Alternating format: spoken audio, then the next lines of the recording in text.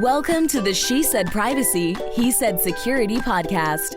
Like any good marriage, we will debate, evaluate, and sometimes quarrel about how privacy and security impact business in the 21st century.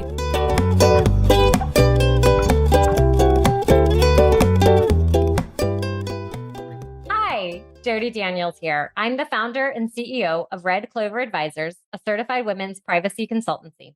I'm a privacy consultant and certified informational privacy professional, providing practical privacy advice to overwhelmed companies. Hi, Justin Daniels here. I am passionate about helping companies solve complex cyber and privacy challenges during the life cycle of their business. I am the cyber quarterback, helping clients design and implement cyber plans, as well as help them manage and recover from data breaches. And this episode is brought to you by Red Clover Advisors. We help companies to comply with data privacy laws and establish customer trust so that they can grow and nurture integrity. We work with companies in a variety of fields, including technology, e-commerce, media, and professional services. In short, we use data privacy to transform the way companies do business. Together, we're creating a future where there's greater trust between companies and consumers. To learn more, visit redcloveradvisors.com. When you're on redcloveradvisors.com, you might notice that we have a really cool pop-up encouraging you to sign up for our new book. Justin, what is the name of our new book? Data Reimagined. Doesn't have like a subtitle for it? Well, it's Building Trust One Byte, BYTE, at a time. When does it release? October 4th during Cybersecurity Awareness Month. Woohoo! So make sure you sign up for your copy and join the list. But today we're going to dive into one of Justin's favorite topics. Yes, today's guest doesn't need much of an introduction in our house, but I will introduce him anyway. So today we have with us David Rhodes, who is the city attorney for the city of Peachtree Corners, Georgia, and is also legal counsel for Curiosity Lab, which is the city-funded Smart City Innovation Center. And if you read anything I post on LinkedIn, I talk about them quite a bit because David and I work together often. David, welcome and good morning. Morning, Justin and Jody. Great to be with you. We're so glad to have you. So before we dive into all the cool things that are happening, tell us a little bit about how your career evolved to what you're doing today. Sure, and I'll try to keep it compact, although I'll say it's probably a bit of a nonlinear path. So I've been the city attorney, formally appointed for about a year. For about 3 years prior to that, I was the assistant city attorney, and the bulk of my, I'll say, adult life, I've been in the military. So I was an infantry officer for 6 years after I graduated from Georgia. And then for the past 10 years, I've been a judge advocate for a brigade in the Tennessee Army National Guard. And so I really have enjoyed that role as a judge advocate, serving as legal counsel for a brigade commander and brigade staff. And probably about 5 years ago, I started handling some limited engagements for the city of Peachtree Corners, and just really enjoyed that role, both providing counsel to the city manager, his staff, as well as city council. So I consider myself very fortunate to have been able to kind of migrate over and take that on for full time. And I can talk a little bit later about my involvement with Curiosity Lab, which was, not my idea certainly, but because it is a city initiative, and my position as city attorney, I was right there to kind of benefit from that progression. So, Perfect segue. So David, we're going to open up with. That could almost have been a pun. It could have been a pun. So David, help educate our audience. What is the Curiosity Lab? Sure. So, and I guess the simplest way to explain it is just to discuss the components. So the city has a 25,000 square foot building, which we call the Innovation Center. So that houses some tech-focused startups. It houses a rotating cast of research teams graduate students from some universities, as well as our corporate partners that are involved in some pretty exciting things like our 5G vertical. So that's call it the building component. And then also probably what gets us the most publicity is the roughly 3 mile autonomous and connected vehicle track. And the right of way adjacent, which is a public street, to be clear. And then the right of way of that track, we also have that space is available for companies to come in and deploy some IoT devices and handle use cases there. So that is kind of Curiosity Lab in a nutshell. Now, you do some really interesting things at the Curiosity Lab. So maybe you can talk a little bit about some autonomous vehicles that might be there, and very specifically, what are the unique privacy challenges that cities can face when they're deploying smart transportation technology? Yeah, and I think it's helpful to kind of understand the role of Curiosity Lab to the city, and I would say it's, in my mind, it's really twofold. So there's certainly an economic development component where we are attracting startups, hoping that they grow and ultimately scale and then stay, that we retain those startups. And we've also had some success recruiting some much larger, more mature companies as a result of the activity going on in Curiosity Lab. So that's the economic development side. But there's also a significant component where the city, our public works folks, traffic engineers folks are watching very closely these use cases. And so if they're successful, we can ultimately take and scale that citywide. Your question about the privacy concerns is a great one. Simply put, if the city is collecting data but generally speaking, they're creating public records, and under Georgia law, there's just a right of the public to have access, and those records need to be disclosed. And so I'll say that the challenge is really for cities to be deliberate about what kinds of data they're collecting, making sure that there is really a need for that data, and then taking certain steps to ensure that we're not bleeding into privacy concerns, and there's not a better way to do it. Meaning, if you really just need a traffic count, and that can be done with object detection versus a video feed, then do that. And those kind of examples repeat themselves of saying, hey, what is the intent and purpose behind this data collection, and how can we do this so that we're not essentially endangering folks' privacy rights? I think the other piece that's really important is, as cities are working with third-party vendors, and that third-party vendor, you mentioned a video feed, perhaps it's a third-party company that might have that feed and is providing it to a city, but what else might they be doing with it? And I wanted to offer that for any city that's going to be looking at any kind of technology, to always really be mindful of who the vendor is and what they're doing too. That's right, and I joke sometimes when I'm working with Justin on onboarding, whether it's a Curiosity Lab partner or it could just be a city vendor, someone who has been jumped through the various RFP hoops, and the city is at the point where we're ready to execute a contract. There needs to be a security and privacy audit on the front end. And back to kind of the joke is I really want those contracts and the privacy and security sections of those contracts to read at an 8th grade level, which can be a challenge. But I say that because those contracts are similarly, subject to open records request and disclosure.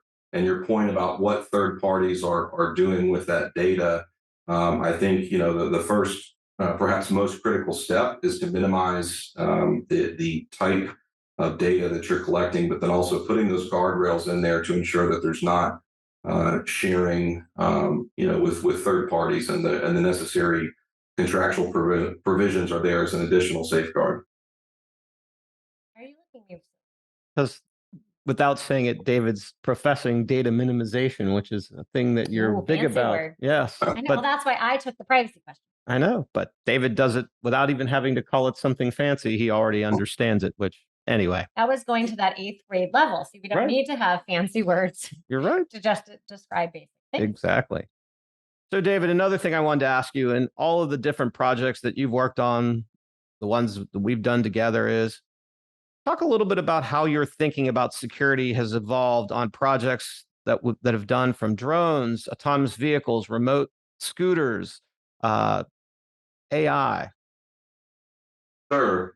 Well, I think sort of, and I'll just call it a slap in the face, as we got Curiosity Lab up and running. Was, we started looking at some other cities, not just here in the United States, but also in Canada and some other places that really had successful, what I would just call innovation centers, where you've got this nice triangle between a government entity, academia, and the private sector. And what became immediately apparent to me was that when you raise the profile of that city in the context of data gathering, you become a target, and you'll see cyber incidents spike. And so that, I would say, was kind of the catalyst for saying that the city needed to find and adopt a cybersecurity posture. And you can phrase this better than me, but you get into security by design. So prior to deploying any type of data gathering device in the right of way or anywhere else, you need to have really thought through how you're safeguarding the receipt or transmission and storage of that data. So that's kind of at the outset. I think that was the aha moment. Going forward, I think there's just been a learning curve about how to best accomplish data minimization. There's a lot of edge computing, and there's ways where, yes, this may be a camera doing object detection, but nobody is pulling that camera feed, that it's kind of dying at the edge of the device there. And so really, it's been that process, regardless of the device that we're discussing, be it on an AV, drone, or just a sensor that's on a pole. It's really been the same process that we've looked at. So hopefully that's responsive. Sure. Now, David, can you tell us what ARPA is, and how will ARPA potentially help impact how other cities modernize all of this from a cyber perspective? We've been talking about all these privacy and security risks that cities need to be thinking about, and how can ARPA help them do that? Yeah, that's a great question. So the American Rescue Plan Act, it's local governments are receiving quite a bit of money. A lot of it's dependent on population size, and the purpose of these federal funds are to, on one hand, mitigate against the economic damage from the COVID-19 pandemic, but it was also intended for cities to really take a look at their assets and the delivery of services. And so I think the opportunity is huge, because for the first time, the modernizing cybersecurity posture was specifically called out as a permissible use of these funds. And so it's really allowing some cities that are cash strapped, who have never been able to stretch the budget that far, to really spend the money to do things like saying, hey, what is our cybersecurity posture? Let's formalize this. Let's adopt standards, the necessary security controls. Let's take a look at improving intersections and other things, but doing so in a way that's mindful of both data security and data privacy. So it's a huge opportunity. Having said that, there's cities. I mean, we just I think it was in the news either last night or this morning about Jackson, Mississippi, where they're one of the largest cities in the state is without water. There's no date certain for the repair of this water treatment facility. So I think the reality is that some cities and counties will be deploying these funds into significant areas of needs. But hopefully, I think more cities and counties than not will be able to take some of these funds and truly improve upon and harden their computer systems. It doesn't get a lot of press quite often because I think we're just under a deluge, but there's cities and counties are under constant threat of cyber events from foreign actors. So I see it as a real need. Justin and I discuss this quite often, but it's really staggering to me that there's not a mandated standard or minimum standards that local governments need to adopt and comply with. So It is really shocking. I would, just a regular role citizen over here, I would hope that cities have that in place as well for some of these basic infrastructure needs like water and many of the other services that cities provide. Let's hope that these funds will be put to good use, David, as you just hope pointed out. so. Justin's knocking on our wood desk over Indeed. here. So, David, the Curiosity Lab, as you and I both know, is a very forward-thinking economic development vehicle. And you and I have seen a lot of cutting-edge developments in the last 3 years. Using your crystal ball, what are your thoughts around what do you see for the future of smart cities? Because with all the projects we do and what I'm seeing, to me, it's more automation, more data collection. But to your point, where are these privacy and security standards playing into it with cities? Sure. It's interesting to me because I think when you say when you use the term smart cities, I think the average person that hears that term really it's a transportation focused approach. There's this idea that people are going to be reading the paper, I should say, their tablet, getting the news on their tablet, and being whisked along on an autonomous vehicle on a road that's free of traffic. I think the reality is, we have not developed our cities and suburbs in such a way that makes that a practical reality, at least for the short term. So where I truly see local governments making significant strides is the efficient delivery of government services. And there's some really exciting and impactful things going on that are quite basic, but they're just not done broadly. I mean, for example, I was having a conversation with our land management director earlier this morning, discussing utilization of IoT devices in some of our stormwater retention ponds. And the short of it is, you can pretty cheaply deploy some water level sensors as well as weather sensors and ensuring that your assets whose purpose it is to store stormwater have the capacity to absorb weather events. You also see local governments doing things like deploying sensors on, for solid waste collection so that they're picking up trash in an efficient manner. And while autonomous vehicles may be a long ways off, you're seeing public transit really take advantage of this idea of saying, hey, why are buses following a fixed route and stopping 3 stops where there's nobody? Why isn't this more on demand?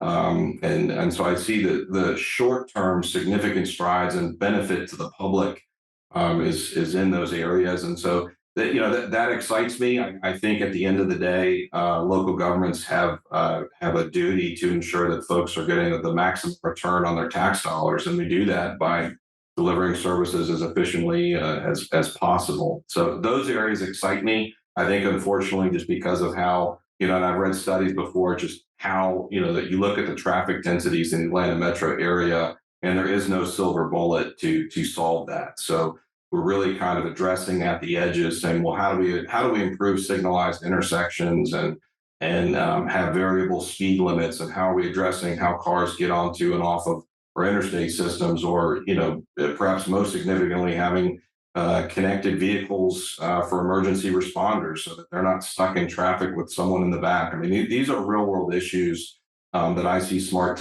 city technology addressing in the short term.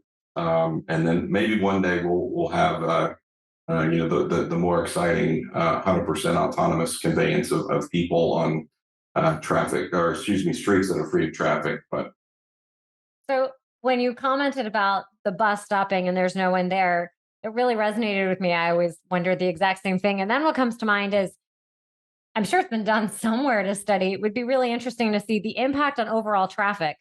Because when that bus stops, the car behind it, and you have this entire daisy chain of stopping that yeah, slows everything down. If you just were able to fix that one piece, it would have, I think, very favorable impact overall. I agree with that, and I think what we're seeing is that the Atlanta metro area, we've got this housing crunch, but we're built out, and we built out in a way that was not it was not a great use of available space, and so what we're seeing now is kind of the in-town redevelopment, taking underutilized commercial parcels and doing mixed use. And something that's very popular right now is walking trails, and folks love that. So, and I think what we may see is taking things like walking trails and having them be multi-use trails and having that be compatible with an autonomous vehicle, so that you're really doing what we call micro transit solutions that will still get people off the road out, and using an alternative means. One of the things that I'm really excited about right now, and this is probably 12 to 18 months out, but Curiosity Lab, we're under a track extension project, and we're really hoping to run the track all the way up in the 141 right of way, connecting it to the Forum and Town Center. And we've got some hotels and office space here in Tech Park. But I think that'll be a really exciting use case. And so anyways, I think those are more manageable and achievable goals in the short term. Well, since this is the privacy and security podcast, and you have to cover a lot of privacy and security challenges that we talked about, what is your best personal privacy tip that you would offer somebody? Gosh, and I'm interested on to hear your response on this as well, Jody. So, my privacy tip is this. I would be more concerned about the TikTok app on my phone than I would be about a local government putting an IoT sensor in the right of way, both because of the type of data that's collected, the transparency involved in that collection, and then the ultimate public purpose behind the use. And so we certainly engage with residents on these topics, and there is what I agree, it's a real world concern. They want to know, and they should know, what exactly what data is being collected at the same time. I think it's interesting what folks voluntarily share, up to and including biometric data, and they do so without alarm. But a traffic count, they find that alarming. So that's. I would agree with you, and I think the hesitation comes because people don't trust government, and so Right. I always talk about, in the privacy world, it comes down to trust. And if an organization is not trustworthy, whomever it is, then people are going to be hesitant to have personal data collected, used, and shared. So unfortunately, most government hasn't always received the favorable trust score. And so therefore, people are wondering what is going to happen with that. Sure. I personally would agree, which is why we are not TikTok people. I will say that, Peachtree Corners, unlike some social media apps, we haven't engaged in mood experiments where we control your feed to see if we can't have some, depressed posts be evoked from that. So anyway. What? You're looking at me strangely. I know, because David, I was going to ask Jody, what's my favorite? What's my trust and favorability rating? Maybe I don't want to know. Well, yes, exactly. One thing that I will say is that the city, or should just say local government, I think that we need to do a better job of educating the public about what's going on in their right of way. And there's certainly what I would call, more benign, smart city technologies that are just doing traffic counts, that are just weighing garbage in a dumpster, or checking on water levels in a reservoir and things like that. And then there's a straight up public safety play that is, very much dealing with the identification and apprehension of bad actors. And so I think step one in terms of earning and maintaining the public trust is to be very, very specific and honest about the different programs, and really doing as we talked about the 8th grade level, but just explaining, okay, this is a camera, this is surveilling either a right of way or a public space. And the purpose of this is to prevent crime. And if a crime occurs in this area, then that information is provided to law enforcement. And then talking through what are the guardrails there. And so I think the risk is that you conflate all of it, and then the public, simply has this, it's just a lack of understanding about the different programs, and gets globbed together, and it creates, as you said, some distrust. You'd be surprised by how much of a challenge it is for David and I to get to that 8th grade level and help people to discern, because it's not always easy. But David, obviously, when you're not being a judge advocate and you're not being the city attorney, we always like to ask, what do you like to do for fun? Well, I will say, prior to a recent shoulder surgery, I'm an avid tennis player. Enjoy also coaching my daughters. Well, I should say I can't take the mantle of coach. I got to say it's an assistant coach because I'm not there enough. But 7-year-old daughter plays softball, so I enjoy doing that. But try to be as active as I can to combat this horrific desk lifestyle that we've. I hear there's some great trails that are in the city. That's right. Yeah, and I need to get out and use the city's network of trails more often. So I try to stay active when I can. Well, thank you so much. If people want to learn more about the Curiosity Lab and the Innovation Center, where could they go? Well, and I should have had I'll just say this: if you go to the City of Peachtree Corners website, which you can get there through Google, you'll be able to pull up the Curiosity Lab page, or access the Curiosity Lab page from the city's webpage. The city's webpage does a good job of calling out kind of the various initiatives that we have going on, as well as we've got some great concerts that are going on at the town green. But yeah, I would just welcome anyone who's interested in getting additional information to go to the city's webpage. Excellent. Well, thank you so much again for joining us today. We really appreciate it. And yeah, thank you both for having me. Enjoyed it. Thanks for listening to the She Said Privacy, He Said Security podcast. If you haven't already, be sure to click subscribe to get future episodes and check us out on LinkedIn. See you next time.